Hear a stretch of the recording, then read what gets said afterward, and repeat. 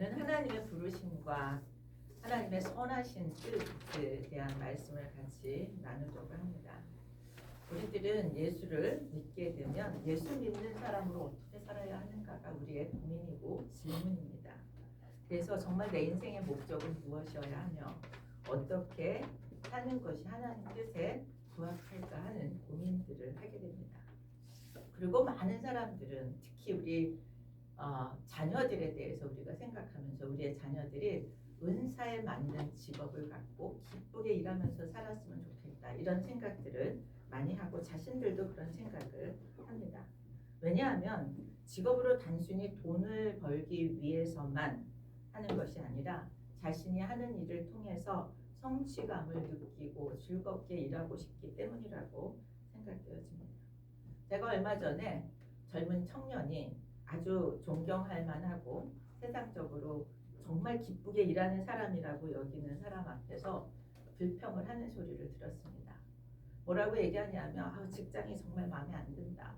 그리고 때려치고 싶다. 이런 얘기를 했어요.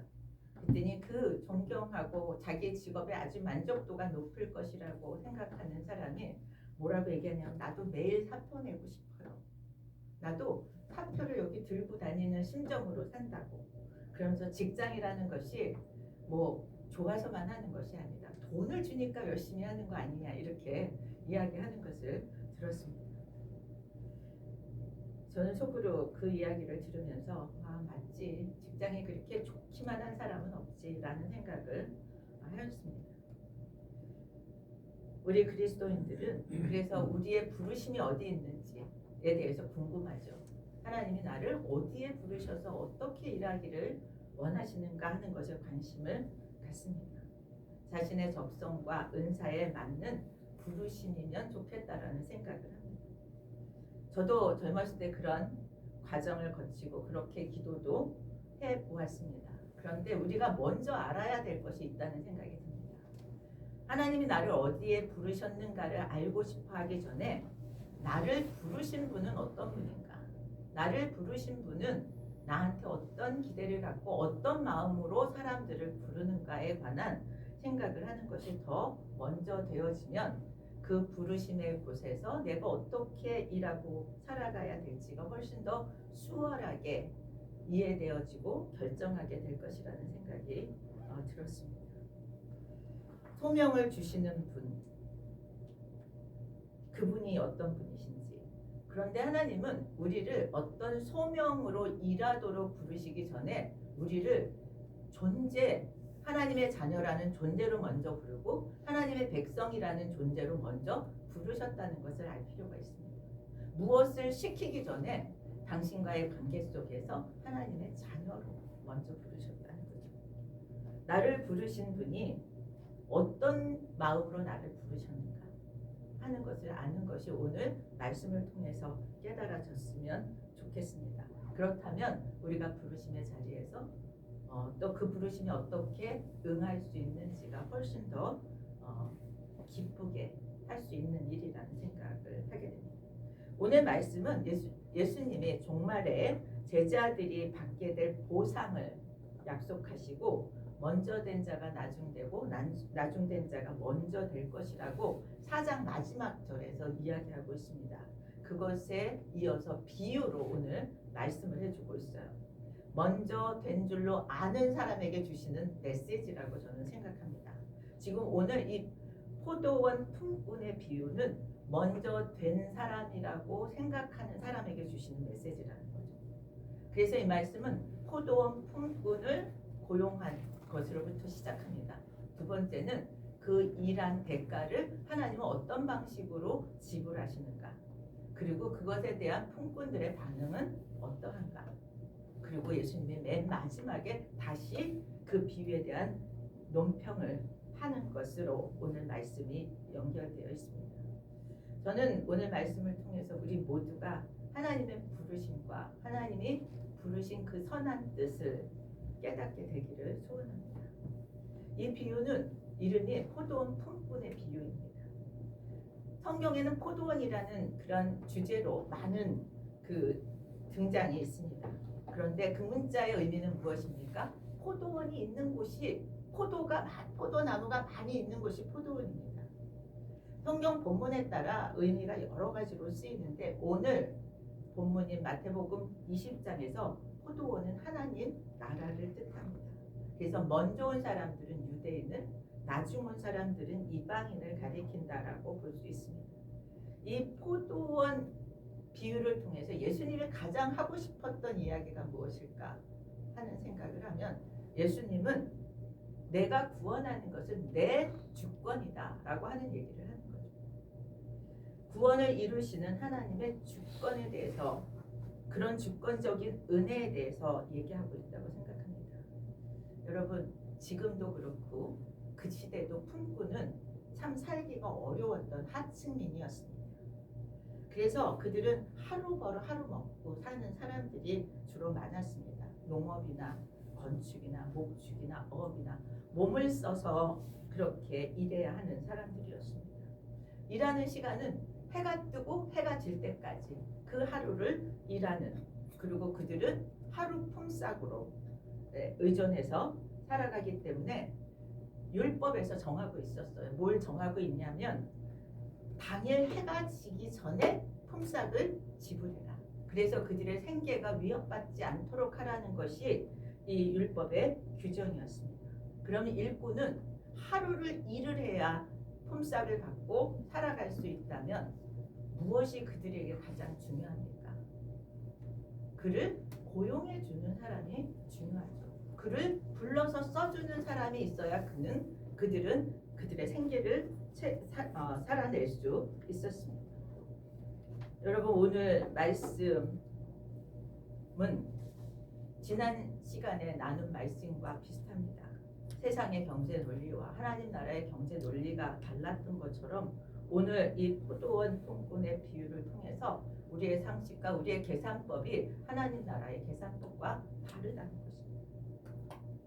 여러분, 12시간 일한 사람과 1시간 일한 사람의 임금이 똑같이 한 데나리온이라는 데에 대해서 동의하실 수 있으십니까? 절대로 안 되죠. 당장 앞으로 달려나가서 일찍 온 사람은 따질 것입니다.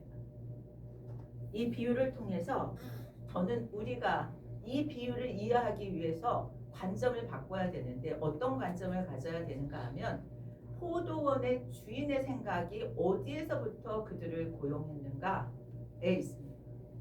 포도원 품꾼을 부르는 주인의 생각, 주인의 마음, 여기서부터 출발해야 우리는 이 비유를 이해할 수 있다는 거죠. 우리가 가지고 있는 기존의 생각, 노동의 그런 공정성이 초점이 아니라는 거예요. 이 주인은 하나님의 부르심과 하나님의 부르시는 선한 뜻에 초점을 맞추지 않으면 이 비유를 이해할 수 없다는 거죠. 포도원 품꾼에 대해서 우리 같이, 그 품꾼의 고용에 대해서 한번 같이 생각해 보려고 합니다. 주인은 이른 아침에 품꾼을 정하면서 금액을 정하죠. 하루 품삯 한 데나리온의 계약을 하고 데려갑니다. 모르겠어요. 우리나라 그 인력 시장은 어떻게 하는지 모르겠는데 미국에서 제가 그 스페니쉬 사람들의 힘이 필요해서 그 시장에 갔을 때도요. 가격을 정하고 사람을 불러요. 사람을 같이 가자. 근데 내가 얼마 주겠다. 그럼 동의하면 같이 가서 무거운 짐을 나르는 걸 도와주더라고요. 지금 똑같이 그렇게 하고 있습니다. 이른 아침에 나간 집주인과 같은 것이 천국이라고 얘기합니다. 집주인은 여기서 하나님이겠죠. 포도원은 하나님 나라를 뜻합니다. 그런데 품꾼들은 마음대로 포도원에 가서 일할 수 없어요. 주인이 불러야만 갈 수 있습니다. 천국은 하나님이 불러야만 들어갈 수 있는 곳이에요. 포도원 주인은 장터에 있는 사람들을 불러서 들어오게 합니다. 장터는 어떤 곳이에요? 지금 그 일하고 싶은 사람들이 여기저기 서서 마치 놀고 있는 것처럼 보이는 곳이 장터입니다. 일용직 일자리를 찾는 사람들이 지금 자기를 불러줄 사람들을 기다리고 있었습니다. 길거리에 서 있는 사람들은 결코 게을러서 거기서 놀고 있는 게 아니었어요. 일거리를 찾는 사람들이었습니다. 일거리를 찾는, 하루를 위해서 일거리를 찾는 사람의 심정이 어떨지를 상상해 보시기 바랍니다. 그리고 그들을 한 데나리온을 주겠다라는 그 가격 결정에 그들은 기쁘게 응했습니다. 왜냐하면 그 당시에 하루 품삯이 한 데나리온이 합당했기 때문이에요. 하루를 해가 뜨고 질 때까지를 의미하고, 여기 아침 일찍이라고 하는 것은 새벽 6시를 이야기합니다. 그런데 주인은 새벽 6시에도 나갔지만 3시, 오전 9시, 또 계속해서 5번에 걸쳐서 찾아갑니다. 3시에도 나가고 6시에도 나가고 9시에도 나가고 11시에도 나가고, 우리 시간으로는 새벽 6시, 오전 9시, 정오, 오후 3시, 그 다음에 오후 5시에도 나갔습니다.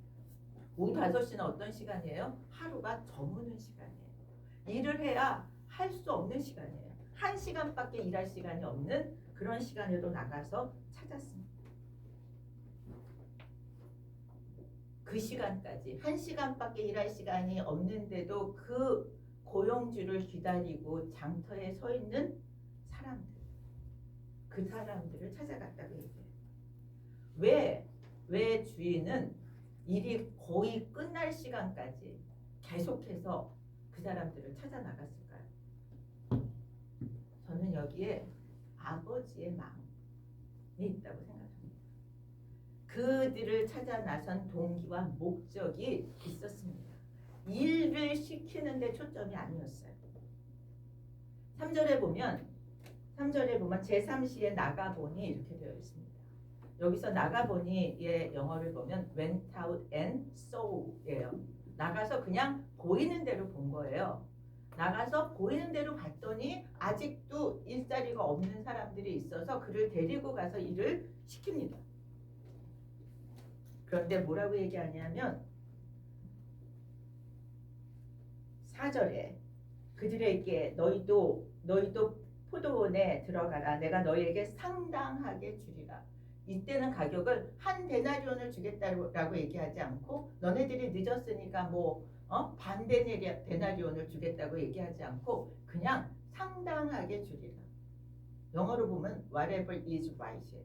적당하게, 합당하게 주겠다. 액수를 정하지 않았습니다. 그런데 맨 6절에 보십시오. 6절에 보니 제11시에 나갔어요. 일 끝나기 1시간 전에 나가서, 거기 보면 한국어를 보면 그냥 제11시에도 나가보니 이랬는데요. 영어 성경에 보면 went out and found. 그냥 보이는 대로 본 게 아니라 일하지 못하고 거기에서 일자리를 찾지 못한 사람들을 찾아 나선 거예요. 1시간이라도 일할 기회를 주려고, 그들에게 삭슬 주려고 찾아 나갔어요. 여기에 하나님 아버지의 마음이 있습니다. 고용되지 못한 사람들이 일하고자 하는 의욕이 없어서가 아니라 일할 기회가 없어서 하루 종일 시장을 헤매고 서 있었다는 거예요. 생계를 책임져야 하기 때문에 1시간이라도 일하고 싶었다는 거죠. 날이 저물어서 빈손으로 돌아가야 할 마음이 절망적이었을 거라고 우리는 미루어 짐작해 볼 수 있습니다. 그런데 포도원 주인은 그들의 마음을, 그들의 절박함을 이미 알고 있었다는 거죠. 이 포도원 주인의 관심은 그들을 데려다가 얼마나 일을 많이 시킬까가 아니라, 자신의 경제적인 이해 득실이 아니라 저들의 필요를 더 많이 생각하고 있었다는데, 이 초점이 다른 것입니다. 날이 저물어서 포도원 주인은 청지기를 불러서 이제 임금을 지불하라고 얘기해요. 그런데 저는 참 이 주인이 심술맞은가 하는 생각이 들었습니다. 처음 온 사람부터 돈을 한 데나리온씩 줘서 보냈으면 시험 들 일이 없었습니다. 그런데 제일 늦게 온 사람부터 돈을 주라고 그러잖아요. 그러니까 옆에 있던 사람들이 다 뭐예요? 그가 돈 받는 걸 봤어요. 왜 이랬을까? 그냥 처음부터 어차피 은혜를 베푸는데 누구 마음 상하게까지 하면서 은혜를 베풀 게 뭐가 있을까라는 생각도 들었습니다. 거꾸로 그 임금을 지불하는 것 때문에 처음 일찍 온 사람은 제대로 시험을 받습니다. 먼저 고용된 사람들은 나중에 고용된 사람들이 자기가 받을 돈과 똑같이 받으니까 무슨 생각을 해요? 시간 대비로 계산하면 나는 얼마를 받을 것인가를 충분히 계산할 수 있습니다. 12시간인데 11시간 했으니까 11배? 11배까지는 안 해도 한 뭐 그 중간 정도는 받지 않을까라고 계산했을 것 같아요. 그런데 어떻게 됐습니까? 자기도 한 데나리온밖에 받지 못했어요. 그런데 그 한 데나리온에 합당했다고 생각했던 마음이 어떻게 돼요? 억울하게 바뀝니다. 먼저 일한 일꾼들도 한 데나리온에 만족하지 못하는 거예요. 그래서 먼저 시작한 일꾼들이 불만을 터뜨리게 되죠. 5시에 들어와서 1시간밖에 일한 사람에게 어떻게 나랑 똑같이 주느냐고 따져 묻습니다. 심지어 그렇게도 얘기하죠. 하루 종일 더위를 견뎠는데 그 시간을 다 일했는데. 여러분, 이 주장이 맞습니까? 이들의 주장이 틀려요? 맞아요? 저는 얼마나 동의가 되는지 모릅니다. 저래도 가서 말했을 것 같아요. 아니면 비겁하게 옆에서 누가 따져주기를 기다리고 있었을지도 모르겠습니다. 그들의 불만은 정말 노동시간 때문에 불만이었을까요? 나는 12시간을 일했는데 얘는 1시간밖에 일하지 않은 것 때문에 지금 화가 났을까요? 이 1시간밖에 일하지 않은 사람의 한 데나리온을 보지 않았다면 그는 화날 일이 없었습니다. 뭐 때문이에요? 저는 비교 때문에 그가 화가 났다고 생각해요. 일한 거에 비례해서 돈을 받아야 된다라고 하는 그러한 상식, 자기의 그 논리, 세상의 논리로 하나님 나라의 논리를 자꾸 따지는 거죠. 이건 품꾼들의 생각이었어요. 하나님 나라의 기준은 공로가 아니라는 것입니다. 하나님 나라의 기준은 하나님의 은혜라고 하는 것을 이야기하고 있습니다. 주인이 뭐라고 얘기해요? 내가 한 데나리온 약속하고 한 데나리온 줬는데 뭐가 그만이냐고 얘기해요. 한 데나리온은 하나님이 주시고자 하는 하나님의 나라, 영생, 구원을 이야기합니다. 내세에서 우리가 받게 될 은혜를 이야기합니다. 하나님 나라에서는 계산 방식이 지금 그렇게 은혜를 베푸시겠다는 거예요.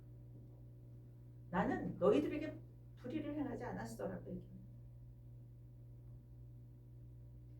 늦게 고용된 사람에게 내가 얼마를 주든지 상당하게 주리라 이랬잖아요. 상당하게 내가 주는 것에 대해서 너네는 말할 게 없어. 내 마음이야. 라고 하는 것이 하나님의 말씀입니다. 품삯으로 한 데나리온을 주기로 한 약속.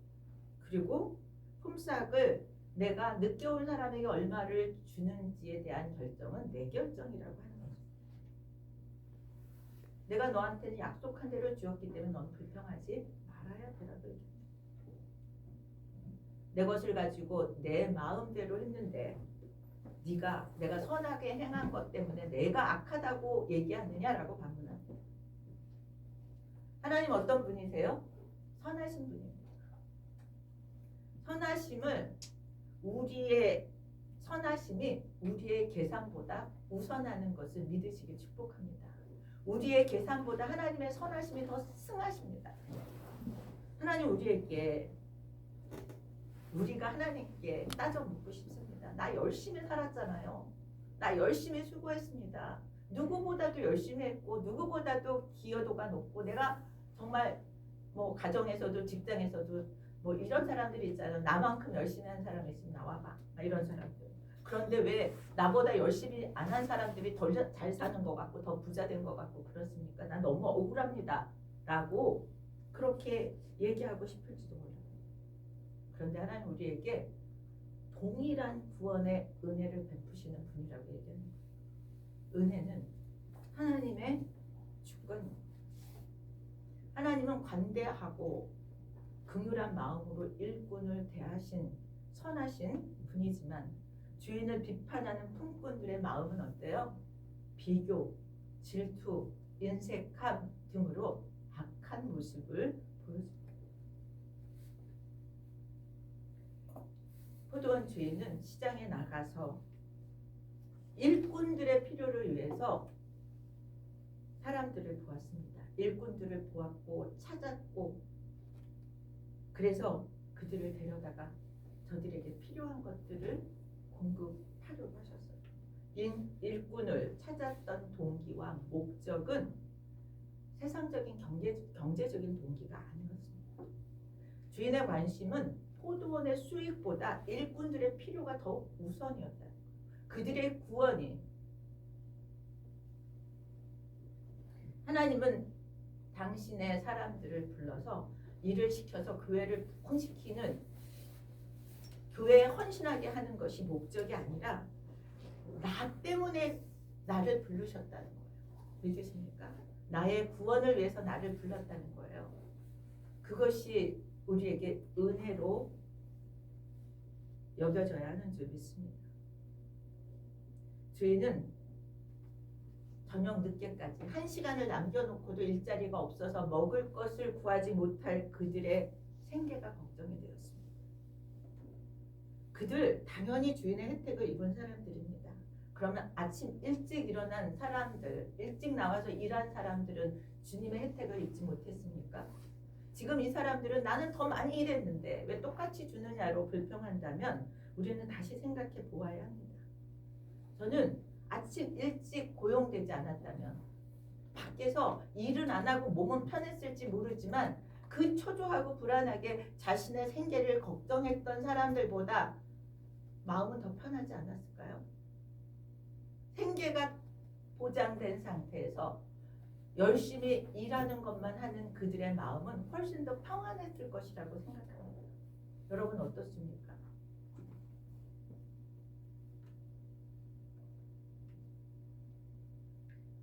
한 데나리온을 약속받고 아침 일찍 들어가서 열심히 일한 사람과 몸은 편했지만 내내 불안하고 두려운 가운데 밖에 있었던 사람들이 나중에 들어가서 받은 은혜와 저는 둘 다 큰 은혜를 입은 사람들이라고 생각합니다. 그 밖에서 하루의 생계를 책임지지 못하는 그 두려움과 불안으로 지냈을 그들에게 하나님이 베풀어 주신 은혜에 대해서 비교해서 얘기할 수 있는 것이 아니라는 거죠. 밖에 있는 사람들은 시간이 지나갈수록 시간이 늦어지면 나는 일할 기회가 없어지니까 더 소망이 없더라고 절망했을 수도 있다는 거예요. 그런데 하나님이 그를 불러주셨을 때 얼마나 그 은혜가 큰지를 깨달을 수 있습니다. 우리는 늦게 온 사람만 은혜를 입었다고 생각하지 말아요. 일찍 들어와서 수고하고 애쓴 사람은 그만큼 하나님이 주시는 평안과 기쁨과 감사로 살 수 있었기에 그것이 우리에게 은혜로 여겨져야 된다고 믿습니다. 일찍 부름받은 사람이 불평할 이유가 없다는 것이죠. 일찍 은혜를 받기 시작한 것입니다. 하나님 나라는 경쟁이 아닙니다. 하나님 나라는 항상 은혜의 초청입니다. 비교해서 계산해서는 이미 받은 은혜마저도 다 까먹게 되는 거죠. 일찍 부르심을 받은 것도 늦게 부르심을 받은 것도 다 은혜로 받아야 할 줄 믿습니다. 그런데 되게 재밌는 본문이에요. 포도원 품꾼의 비유는요. 교훈으로 끝내지 않고 질문으로 끝냅니다. 15절에 그 문장이 무엇입니까? 내 것을 가지고 내 뜻대로 할 것이 아니냐? 질문입니다. 내가 선함으로 내가 악하게 보느냐? 열린 상태로 끝을 맺습니다. 여기서 우리의 태도와 우리의 결정을 하라고 도전하시는 것이라고 생각합니다. 우리는 어떻게 대답해야 할지 생각해 보아야 할 것입니다. 그러면서 예수님이 이 비유의 결론을 내죠. 16절에 나중된 자로서 먼저 되고 먼저 된 자로서 나중 되리라. 이 말은 왜 하셨을까? 이 서열을 바꾸자는 데 의도가 있는가? 저는 그렇지 않다고 생각합니다. 먼저 부름 받은 사람은 감사하고 늦게 부름 받은 사람은 낙심하지 않을 수 있다. 낙심하지 말아라의 교훈이 있다고 생각합니다. 교만하게 내가 먼저 왔기 때문에 나 더 받아야 된다라고 주장하지 말라는 거죠. 이 비유에 나타나는 하나님의 성품은 두 가지입니다. 선하심과 긍휼하심입니다. 은혜와 간대함으로 하나님은 선하심을 구체적으로 실현해 주셨습니다. 하나님은 긍휼의 원칙으로 사람들을 부르십니다. 그가 필요한 것이 무엇인지, 그를 왜 내가 불러야 하는지. 여러분, 우리는 그렇게 부름을 받아서 구원을 받은 사람들입니다. 우리가 은혜로 구원받았다는 것, 그리고 그 은혜로 받았기에 먼저 받은 우리가 먼저 열심히 일하는 그러한 풍분이라는 것입니다. 오랜 기간 고생하면서 일했기에 나중에 부름받고 덜 일한 사람보다 더 권리가 있다라고 주장하지 말라는 것입니다. 우리가 세상의 계산법을 내려놓고 하나님의 성품, 선하심과 긍휼하심을 깊이 묵상하기를 바랍니다. 그리고 내게 베풀어 주신 선하심을 헤아려 보고 내게 베풀어 주신 긍휼하심을 기억할 수 있게 되기를 축복합니다. 하나님의 주권에 따라서 우리는 구원을 얻었고 또 은혜를 입었습니다. 결과가 나의 기대와 다를 수도 있습니다. 그런데 하나님의 선하심은 신뢰해야 하는 것입니다. 하나님의 선하심이 이루어질 것을 기대하는 것이 우리의 믿음입니다. 왜냐하면 하나님은 신실하신 분이기 때문입니다. 말씀을 정리하겠습니다. 하나님의 나라는 나의 공로로, 행위로, 수고로 가는 것이 아니라는 거예요. 하나님의 부르심을 받은 자만 들어갈 수 있고 그 부르심을 받은 것이 무엇보다 큰 은혜입니다. 하나님은 조건을 보지 않으시고 선하신 당신의 뜻에 따라서 당신의 백성들을 부르신다는 거죠. 우리는 우리 행위에 따른 보상으로서가 아니라 하나님의 초청으로 하나님 나라에 들어왔다는 것을 기뻐해야 합니다. 하나님의 부르심은 차별이 아닙니다. 먼저 온 사람, 나중 온 사람 차별이 아니라 은혜로 다 부르심을 받았다는 거예요. 하나님의 계산법은 보상으로 주어지는 것이 아니라 선하심으로 주어지는 것인 줄 믿으시기 바랍니다. 여러분, 비교할 때마다 어떻습니까? 불평하게 됩니다. 그런데 하나님이 은혜로 베푸신 것을 생각하면 불평이 아닌 감사가 나오게 됩니다. 은혜만 바라볼 수 있게 되기를 축복합니다. 더 이상 비교하지 않기를 바랍니다. 대신 은혜를 바라보면서 감사가 날마다 고백되어지기를 축복합니다. 우리는 하나님의 부르심 안에 있는 사람들입니다. 그리고 하나님의 선하신 뜻 안에 머물러 있는 사람들입니다. 그래서 우리는 뭐예요? 축복받은 줄 믿습니다.